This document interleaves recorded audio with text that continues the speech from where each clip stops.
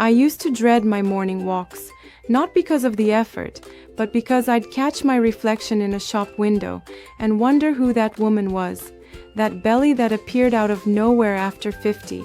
It felt like a stranger had moved into my body.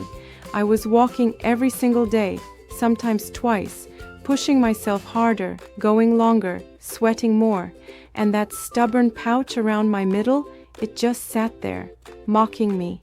My doctor said, just keep moving. My fitness app said I was burning calories, but my genes told a different story. Every morning, that same disappointing tug at the waistband. I almost gave up on walking completely. What was the point if nothing changed? Then I learned something that stopped me in my tracks. It wasn't about walking more. It wasn't about walking faster. It was about walking smarter for a body going through menopause. See, our bodies don't play by the same rules anymore. The walks that worked at 35 can actually work against us now. The way we've been taught to exercise, it might be telling our stressed hormones to hold on to that belly fat even tighter. What I discovered were small shifts, simple tweaks to something I was already doing. No gym memberships, no complicated routines, just a different approach to putting one foot in front of the other. You're not lazy, you're not broken. Your body just needs you to work with it, not against it. What you're about to learn might finally make your daily walks work for you again. You've been walking wrong. Not wrong as in bad form. Wrong as in completely missing the window where walking actually burns menopause belly fat. I know that sounds strange. Walking is walking, right? You put one foot in front of the other, you move, you burn calories. Except after menopause, that equation changes completely. And the standard advice of just walk more or get your 10,000 steps is actually working against your hormones. Here's what I mean. A study from the University of Colorado found that postmenopausal women burn up to 30% fewer calories from the same walk compared to premenopausal women doing identical exercise. Same distance, same speed, same effort, dramatically different results. But here's where it gets interesting.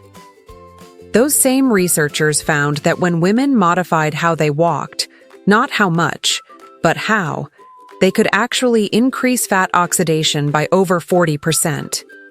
The difference wasn't in the quantity of steps, it was in the strategy. Today I'm sharing the 5 walking hacks that specifically target menopause belly fat. These aren't complicated. They don't require special equipment or hours of your time. They're what I call easy mode because they work with your changed hormones instead of against them. And if you've been frustrated that walking used to work for you and now it doesn't seem to make any difference, stay with me. By the end of this video, you'll understand exactly why that happened and what to do about it. Let me start with something that might validate what you've been feeling. If your belly fat seems stuck, no matter how much you walk, you're not imagining things. And you're definitely not lazy or doing something wrong. When I hit 48, I was walking 5 miles every morning. I had been doing it for years. And suddenly, not only did it stop working, I actually started gaining weight around my middle while doing the exact same routine. I remember standing in front of the mirror thinking my body had betrayed me. I went to my doctor, who told me it was just my age. I heard that phrase so many times I wanted to scream. Because it wasn't an explanation, it was a dismissal. So I started digging into the research myself. Spent countless nights reading studies when I couldn't sleep anyway, thanks to menopause insomnia. And what I discovered changed everything. Your metabolism didn't slow down because you got older. It shifted because your hormones changed the rules of the game without telling you. Specifically, the drop in estrogen triggers something called thermogenic resistance. It's like your fat cells put up a wall and say we're not burning anything, no matter what you do. And here's the part that made me furious when I learned it. Standard cardio, including regular walking, can actually increase cortisol in postmenopausal women. And elevated cortisol does one thing really well. It tells your body to store fat around your belly. So the very thing you're doing to lose the fat might be signaling your body to keep it. But walking itself isn't the problem. The problem is how we've been taught to do it. Let me explain the science for a moment, because once you understand this, The 5 hacks will make perfect sense. During menopause, your body goes through 3 major changes that affect how you burn fat during exercise. First, insulin sensitivity drops. This means your cells don't respond to insulin as efficiently. When insulin is high and your cells are resistant, your body stays in storage mode. It's very hard to access fat for fuel. Second, thermogenesis decreases. This is your body's ability to generate heat and burn calories. Estrogen was actually helping regulate this process, and when it drops, so does your natural fat-burning capacity. Third, your body becomes more sensitive to stress hormones.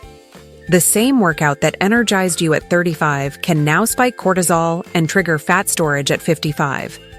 This is why walking more doesn't automatically mean burning more. And this is why so many women feel like they're doing everything right and getting nowhere. The research is clear, though. Modified walking strategies that account for these hormonal changes can be incredibly effective. A Japanese study from Kyoto University found that specific walking protocols increased fat oxidation in postmenopausal women by 43% compared to regular walking. The key wasn't intensity. It was timing, rhythm, and recovery. Now, I want to be honest with you about something before I share these hacks. For some women, especially those dealing with severe thermogenic resistance, lifestyle changes alone can take months to show results. The hormonal wall I mentioned is real, and it's stubborn. That's why many women in our community have started using a Japanese-inspired compound that specifically targets that thermogenic resistance. It contains concentrated Seville orange peel, ceremonial green tea, and Himalayan ginger in doses that research shows can help break through that wall.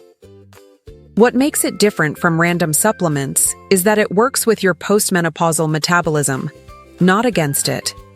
There are no harsh stimulants, which is important because stimulants can actually make cortisol worse at our age. I'll leave a link in the pinned comment if you want to learn more about it. But whether you try it or not, let me show you these 5 walking hacks that you can start using today. Hack number 1. The fasted morning walk. This is probably the most powerful change you can make. Walking before breakfast, in a fasted state, can dramatically increase fat burning. Here's why. When you haven't eaten, your insulin levels are at their lowest point of the day. Remember, high insulin keeps you in storage mode. Low insulin lets you access fat for fuel. A study published in the British Journal of Nutrition found that exercising before breakfast burned 20% more fat than exercising after breakfast. And for menopausal women with insulin resistance, that difference is even more pronounced. But here's the important part. This doesn't mean walking on empty for hours.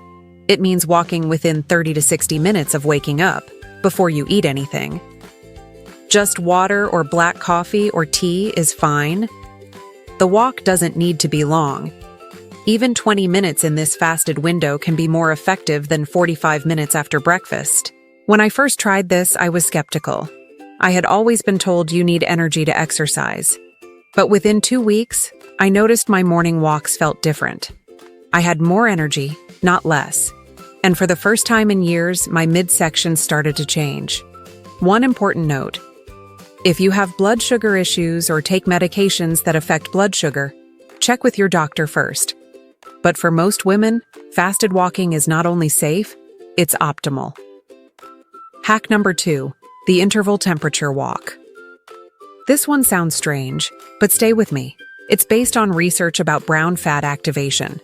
You have 2 types of fat: white fat, which stores energy, and brown fat, which burns energy to generate heat.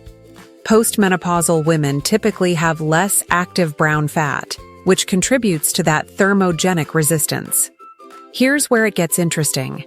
Exposure to cooler temperatures activates brown fat, and when you combine that with walking, you create a powerful fat-burning combination. The hack is simple. Start your walk in slightly warmer clothing than you need. Walk for 10 minutes until you warm up. Then remove a layer so you feel slightly cool, not cold, just cool. Walk for another 10 minutes. Then put the layer back on for the final 10 minutes. This temperature variation signals your body to activate brown fat for heat generation.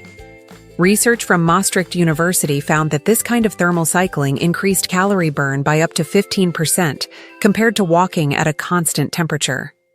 I do this every morning now. I start with a light jacket, then tie it around my waist, then put it back on. It's such a simple adjustment, but the science behind it is solid. And here's a bonus.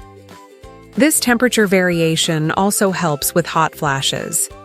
Training your body to adapt to temperature changes can actually reduce the severity of hot flashes over time.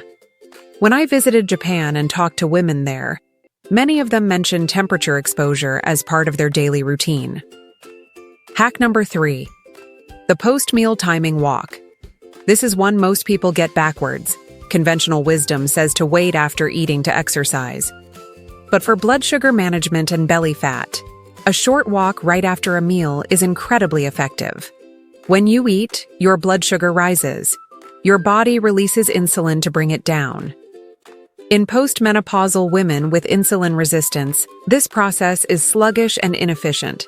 The blood sugar stays elevated longer, and more of it gets stored as fat. But walking immediately after eating changes this equation. A study from the University of Otago found that walking for just 10 minutes after a meal reduced blood sugar spikes by up to 22% compared to resting. For women with insulin resistance, those spikes are directly connected to belly fat storage. The hack is simple. After your largest meal of the day, usually lunch or dinner, take a 10 to 15-minute walk. It doesn't need to be fast. A gentle stroll is enough. You're using your muscles to pull glucose out of your blood before it can be stored. I call this my digestive walk. Right after dinner, I walk around my neighborhood for 15 minutes. It's not exercise in the traditional sense. It's metabolic support. And it's made a noticeable difference in how I feel and how my clothes fit. Some days when I can't get outside, I just walk around my house or march in place while watching something on TV. The movement itself is what matters. Hack number 4. The nasal breathing walk. This might be the simplest hack, but it's based on fascinating science about oxygen utilization and fat burning. When you breathe through your mouth during exercise, you tend to take shallow, rapid breaths. This activates your sympathetic nervous system, your stress response. And as we discussed, stress signals cortisol, and cortisol signals belly fat storage. Nasal breathing, on the other hand, activates the parasympathetic nervous system. It's calming. It reduces cortisol. And here's the key for fat burning. Nasal breathing produces nitric oxide, which improves oxygen delivery to your muscles. Better oxygen delivery means more efficient fat oxidation. A study from the International Journal of Kinesiology found that nasal breathing during moderate exercise increased fat utilization as a fuel source compared to mouth breathing. The hack is this. During your walks, breathe exclusively through your nose. If you can't maintain nasal breathing, you're walking too fast. Slow down until you can breathe comfortably through your nose the entire time. This was hard for me at first. I was so used to walking fast and breathing hard, thinking that harder meant better. But when I slowed down and focused on nasal breathing, my heart rate stayed lower, my stress felt lower, and my results actually improved. It also made my walks more meditative. Instead of rushing through them, I actually started enjoying them. And that consistency, that enjoyment, made me stick with it long term. Hack number 5. The Zone 2 heart rate walk. This is where we get specific about intensity, because intensity matters more than you might think. There are different heart rate zones when you exercise. Zone 1 is very easy, barely feels like exercise. Zone 2 is moderate. You can talk, but not sing. Zone 3 and above is harder cardio. For menopause belly fat, Zone 2 is the sweet spot. Here's why. In Zone 2, your body primarily burns fat for fuel. When you push into higher zones, your body switches to burning primarily carbohydrates. For general fitness, higher zones are fine.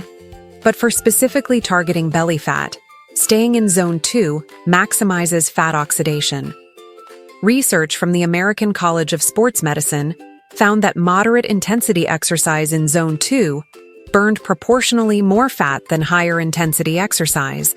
And for women with hormonal belly fat, this is crucial. To find your Zone 2, subtract your age from 180. That's your approximate Zone 2 heart rate ceiling. For a 55-year-old woman, that's about 125 beats per minute. You want to stay at or below that number during your walk. If you don't have a heart rate monitor, use the talk test. If you can have a conversation but can't sing a song, you're probably in Zone 2. If you're gasping between words, slow down. When I first started monitoring my heart rate during walks, I was shocked at how fast I had been going. My heart rate was regularly in the 140s and 150s, well above Zone 2. I thought I was being efficient. I was actually undermining my fat burning. Now I walk slower and burn more fat. It sounds backwards, but the science supports it. Let me give you some real examples of how this works in practice. A woman in our community, Jennifer, she's 58, had been walking 4 miles a day for 2 years with no change in her belly fat. She applied these 5 hacks: fasted morning walks, interval temperature exposure, post-meal walks, nasal breathing, and staying in Zone 2. Within 6 weeks, she noticed her clothes fitting differently. By 3 months, she had lost 3 inches from her waist. She wasn't walking more. She was walking smarter. Another viewer, Patricia, 62, couldn't do long walks because of knee issues. She started doing just 15-minute fasted walks in the morning and 10-minute walks after dinner. That's 25 minutes total, split up. She combined these with the nasal breathing technique. After 2 months, she sent me a message saying her doctor was amazed at how her fasting glucose had improved. And her belly, the part she had struggled with for a decade, was finally responding. These aren't extreme transformations that require extreme effort. They're smart modifications that work with postmenopausal physiology instead of fighting against it. Now, let me tell you about some common mistakes I see women make when trying to lose menopause belly fat through walking. The first mistake is walking too fast. I see women in my neighborhood power walking, arms pumping, faces strained. They think faster is better. But for belly fat, faster often means more cortisol and less fat burning. Remember Zone 2. Slower and longer beats fast and short. The second mistake is walking only when they have time for a long walk. Many women think if they can't walk for an hour, it's not worth it. But those 10-minute post-meal walks are powerful. A 20-minute fasted walk is powerful. Consistency with short walks beats occasional long walks. The third mistake is using walking as punishment. If you walk with resentment, thinking about how much you hate having to do this, your stress hormones spike. That's not metaphorical. Psychological stress produces the same cortisol response as physical stress. Find a way to enjoy your walks. Listen to something you love. Walk somewhere beautiful. Make it something you look forward to. The fourth mistake is not adapting when things change. Your body is different now than it was 10 years ago, and it will be different 10 years from now. What works needs to evolve with you. Stay curious. Keep experimenting. If you've been implementing other strategies to lose menopause belly fat, these walking hacks will amplify your results. They work well alongside dietary changes, sleep optimization, and stress management. Now, for those of you who have tried everything and still struggle with that stubborn thermogenic resistance, I want to come back to something I mentioned earlier. The Japanese-inspired compound I talked about, the one with Seville orange peel, ceremonial green tea, and Himalayan ginger. Many women use it alongside these walking strategies to accelerate their results. It's designed specifically to address that hormonal wall that makes fat burning so difficult after menopause. It's not a magic solution and it's not for everyone. But for women who need extra support breaking through that resistance, it's worth looking into. I'll leave a link in the pinned comment. Let me summarize what we covered today. Hack 1. Fasted morning walks. Walk within 30 to 60 minutes of waking before eating to maximize fat access. Hack 2. Interval temperature walks. Vary your layers to activate brown fat and increase calorie burn. Hack 3. Post-meal timing walks. Walk for 10 to 15 minutes after your biggest meal to reduce blood sugar spikes. Hack 4. Nasal breathing walks. Breathe through your nose to reduce cortisol and improve fat oxidation. Hack 5. Zone 2 heart rate walks. Stay at 180 minus your age heart rate to maximize fat burning. None of these require more time.